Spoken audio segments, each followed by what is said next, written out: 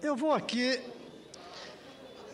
fazer coro com todos aqueles que elogiam o lançamento do programa Brasil Carinhoso. Todos nós que assistimos à apresentação da presidenta, que ontem foi, como eu fui, assistir o lançamento do programa, todos nós temos de reconhecer que esse é um salto positivo, que esse é um salto de generosidade que o Brasil esperou séculos para fazer. Mas eu devo dizer que nem tudo que é bom é suficiente. E o programa lançado ainda não é suficiente. Longe está. Pode-se até dizer que a própria presidenta, durante seu discurso, disse que isso ainda é pouco. Eu quero ir nessa linha que ela própria abriu a margem, de que é pouco e que precisa ser mais. Em primeiro lugar, é preciso lembrar que não basta o carinho às crianças, embora eu acho que seja o mais importante. Aqui está o senador Paulo Paim, que certamente gostaria de ver também mais carinho com os aposentados. Eu, pessoalmente, gostaria de ver mais carinho com os professores. E não dá para jogar todo o custo dos salários dos professores sobre os ombros dos prefeitos. E não dá o Fundeb atual para elevar o salário dos professores como deveria. Então, em primeiro lugar, elogiando que tenha havido esse programa, esse salto, fica aqui o registro de que nós precisamos de outros carinhos. Inclusive, um carinho muito especial, se o Brasil quer ser carinhoso, com 14 milhões de adultos analfabetos que esse país tem e ainda não tem um programa avançado, radical, de erradicação do analfabetismo. Senador, é preciso ser carinhoso também com esses 14 milhões de analfabetos, com os muitos milhões de aposentados, com os 2 milhões de professores da rede pública. A presidenta ainda tem tempo de fazer esses gestos carinhosos. Cabe lembrar também que nós temos, às vezes, sido mais do que carinhosos. E não vou usar nenhuma palavra para mostrar o além do carinho com alguns setores. Os incentivos que são dados à indústria no Brasil, os incentivos que são dados na exoneração de folha de pagamento para beneficiar empresários. A MP 563 e 564, que estão associadas ao Plano Brasil Maior, deve canalizar 65 bilhões para o setor produtivo. Ou seja, quando a gente compara esses carinhos ao setor produtivo com os carinhos ao setor social, o setor produtivo ainda está sendo melhor aquinhoado de carinho por parte dos governos. Ao mesmo tempo que eu quero elogiar o lançamento do programa, eu quero chamar a atenção de que vem depois de carinhos feitos e maiores com outros setores que talvez precisem muito menos. Mas, além disso, eu quero falar da insuficiência pela necessidade, possibilidade e exemplos que nós temos de um sistema que vá além do carinho e transforme esse país. Nós temos hoje 13 milhões de bolsas famílias sendo distribuídas. Eu estava pensando aqui, se pegasse de 2004 para cá, nem tanto de 2001, quando realmente começou no governo Fernando Henrique, e nem indo lá para trás, quando começou em 95, aqui no Distrito Federal e quase simultaneamente em Campinas, porque foram programas muito pequenos. Se consideramos mesmo de 2004 para cá, se consideramos que a idade média das crianças lá em 2004, que recebiam a Bolsa Família, fosse de 12 anos, essas crianças hoje estariam com 19. Ou seja, já são pais que recebem a Bolsa Família, porque a Bolsa Família não abriu a porta para que elas pudessem viver sem Bolsa Família. Um dia, quando contarem a história da Bolsa Família, vão reconhecer que é uma elevada generosidade, que começou lá com o senador Suplicy com a ideia de renda mínima, que eu reconheço quando coloco no meu livro que criou a Bolsa Escola. A renda mínima foi uma inspiração. Depois a Bolsa Escola. Depois, quando o presidente Fernando Henrique Cardoso expandiu a Bolsa Escola. Depois, quando o México começou a Bolsa Escola, em 97. até que o presidente Fernando Henrique Cardoso decidiu expandir já em 2001, no seu segundo mandato. Há pouco eu tomei conhecimento de um documento publicado pelo Banco Mundial que tem um mapa por onde se espalhou a Bolsa Família e a Bolsa Escola. Em 95, só tinha 2 pontinhos, Campinas e Brasília. Em 97, 3 países, Brasil, México e Bangladesh. Em 2008, e não atualizaram mais, já tinha México, Guatemala, Salvador, Costa Rica, Panamá, Colômbia, Nicarágua, Honduras, Jamaica, República Dominicana, Equador, Peru, Bolívia, Brasil, Chile, Argentina, Nigéria, Burkina Faso, Quênia, Iêmen, Paquistão, Turquia, Índia, Camboja, Filipinas, Indonésia. Um programa que começou pequeno no Distrito Federal, quase simultaneamente em Campinas, e que foi se espalhando ao longo do tempo. Só que o mundo e cada país só devem realmente comemorar quando o número de pessoas que precisam da Bolsa Escola, da Bolsa Família, diminuir, e não quando aumentar. Quando aumenta, senador, é prova de generosidade, mas quando diminui, é prova de justiça. O aumento no número de Bolsa Família é uma questão de generosidade. A redução daqueles que necessitam, aí sim é uma questão de justiça. É ótimo termos governos generosos, como é a ideia da da renda mínima, que o senhor iniciou, da Bolsa Escola, que eu, inspirado em parte com o senhor, apenas coloquei a ideia da vinculação com a educação, e que foi se espalhando. Nós precisamos dar o salto para transformar um programa generoso em um programa justo. E, para isso, é preciso uma visão sistêmica.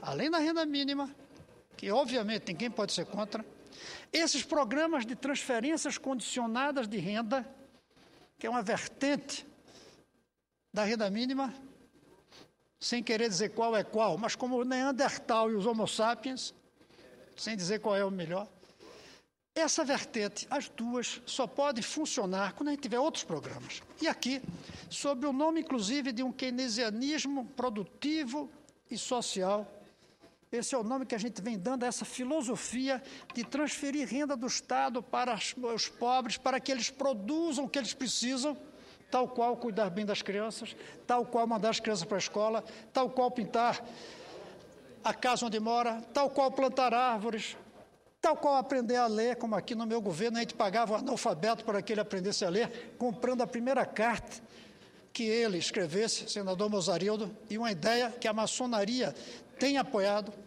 Nós precisamos de um sistema maior do que o Programa Brasil Carinhoso. Por exemplo, o programa, se a gente pegasse ao lado do programa Bolsa Família, ou Bolsa Escola, colocássemos um programa de pagar a criança que passasse de ano, mas não dando dinheiro, depositando para que ela só recebesse se terminasse o 2º grau, como fizemos aqui.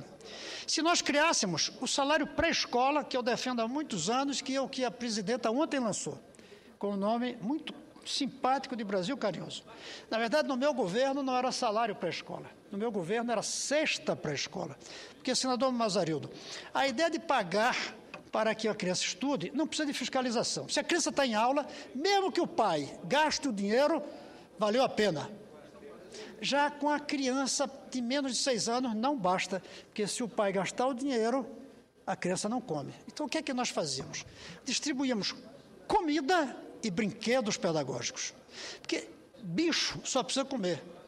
Mas criança precisa de comida e de brinquedo que desenvolva seu potencial intelectual. Como, aliás, o senador Mercadante, ontem o ministro Mercadante falou do lançamento do programa no Palácio do Planalto. Só que eu evoluí, e na última versão do meu livro, em que eu criei essa ideia da cesta pré-escola, que eu criei no meu governo, eu avancei para o salário pré-escola. Sabe por quê, senador? Porque mesmo se a gente paga uma mãe e não o pai, dificilmente ela torra, como se diz, esse dinheiro. Ela não vai gastar antes de dar comida. Mas mesmo que algumas façam isso, é menos ruim esse desperdício de dinheiro do que a corrupção que termina acontecendo quando o governo compra comida para distribuir em espécie, em material. Então, eu evoluí para a ideia do salário para a escola, que a presidenta ontem lançou. A contratação de professores e aumento salarial, isso custaria 0,4% da receita, gente, 0,1% do PIB. A contratação de professores, lá adiante, custaria 16 bilhões, 0,4%. Formação de professores, 0,01% do PIB. No último ano desse programa, custaria 0,02%. Contratação de servidores, construção e equipamento de escola, implantação de horário integral, promoção da leitura, tudo isso custaria 4,5% do PIB depois de implantado. Aí sim, a gente pode dizer que, além de simples carinho, nós estamos, de fato, fazendo um gesto de amor muito mais profundo com as nossas crianças e com o futuro do nosso Brasil. Eu vim aqui, por um lado, para dizer do meu apoio, da minha satisfação de assistir ontem o lançamento do programa pela presidenta Dilma. O senador Suplicy também estava lá que eu vi. Mas também cobrar avanço. Não basta passar a mão no rosto. É preciso beijar com carinho as crianças. E isso exige mais do que R$ 70 por mês por pessoa. Isso exige um programa que permita abrir a porta para que as crianças e as famílias dessas crianças, quando adultas, não precisem mais de Bolsa Escola, nem de outra transferência de renda. Podemos ter a renda mínima, porque ela não tem nada, ela vai além do social. Ela é uma questão de justiça maior. Isso nós precisamos. Elogio sem cobrar é um elogio que não faz avançar. Para que haja avanço, é preciso elogio sugerindo coisas mais. Nem estou falando criticando, sugerindo saltos adiante. Eu creio que o governo brasileiro, desde Fernando Henrique, tem dado um avanço na generosidade, mas não tem dado saltos na justiça. É preciso cobrar, portanto, que além do salto na generosidade, que já é algo, a gente salte na justiça. Na justiça de não ser necessária mais bolsas. Na justiça de um país em que todos terão condições de exercer o seu próprio destino, com o seu próprio trabalho, com o seu próprio potencial, adquirido graças às rendas, graças às transferências, mas, sobretudo, graças à educação que isso propiciaria. Era isso, senador. Vossa Excelência, vou passar, mas eu não posso deixar sair da tribuna sem passar a palavra ao senador Suplicy, que eu fiz questão de falar no início como um inspirador, talvez, lá longe, como nosso ancestral, ao defender a renda mínima. Prezado senador Gustavo Buarque, eu quero dizer que fiquei especialmente contente quando ouvi. Eu estava mais do lado direito, Vossa Excelência estava mais à esquerda do palco e eu notei que era muito importante o seu testemunho e a sua presença ali quando a presidenta Dilma Rousseff e seus ministros Tereza Campelo, a Luiz Mercadante, Alexandre Padilha lançavam e explicavam os passos do Brasil carinhoso. Tal como Vossa Excelência, eu também teria mais sugestões para caminharmos além, mas eu percebi, e Vossa Excelência aqui reconhece, que a presidenta Dilma, caminha na direção daquilo que Vossa Excelência muitas vezes aqui tem pregado, da importância de se assegurar a plena alfabetização do povo brasileiro, a começar das crianças que agora até 6 anos terão toda a atenção, porque junto com o Bolsa Família, com pelo menos R$ 70 per capita em cada família beneficiária do Bolsa Família, há um esforço enorme para que em todo o Brasil haja devidamente as creches e outros instrumentos que ali vão na direção do que Vossa Excelência tem pregado. É fato, me lembro perfeitamente, era por volta de agosto, setembro, Vossa Excelência era candidato ao governo do Distrito Federal e me disse: Eduardo, você não quer participar aqui? Pois eu, nos comícios, e eu fui então participar, quero lançar a proposta da garantia de uma renda mínima e eu vou relacioná-la à educação, como Vossa Excelência cumpriu já na primeira semana em Paranoá de 1995, ao tempo em que Vossa Excelência faz justiça, José Roberto Magalhães Teixeira também lançava em Campinas um projeto de natureza semelhante. Já em 97, estava o primeiro projeto pelo qual o governo federal, apoiado por todos os partidos aqui, financiaria os municípios, começando pelos de menor renda per capita, que viessem a caminhar na mesma direção, até que em 2001 foi para todos, e daí transformado em 2003 no que hoje é o Bolsa Família. Mas eu quero até lhe convidar, senador Gustavo Buarque, será em setembro próximo, 12 a 14 de setembro, em Munique, o 14º Congresso Internacional da BIAN, Basic Income Earth Network. A ministra Tereza Campelo foi convidada para, inclusive, fazer o balanço da evolução das transferências de renda e da eventual perspectiva de podermos um dia instituir a renda básica de cidadania como um direito universal de todos os brasileiros e brasileiras. Parabéns, senador Gustavo Buarque, porque o Brasil Carinhoso tem muito a ver com a sua pregação de há muitos anos. Eu sou testemunho de todo o seu empenho e nós temos aqui procurado casar o direito de todos participarem da riqueza da nação através de uma renda básica com o direito universal à boa qualidade de educação. Parabéns. Muito obrigado, senador. E, presidente, se fosse possível, eu queria mais... Presidente, se fosse possível, eu queria mais um minuto para levar adiante uma reflexão sobre o que falou o senador Suplicy. No meu livro, em que eu coloco a ideia da Bolsa Escola, não chamava Bolsa Escola, chamava-se Renda Mínima Vinculada à Educação. E lá está escrito, o senhor sabe, o meu respeito ao surgimento da ideia através do já senador Suplicy.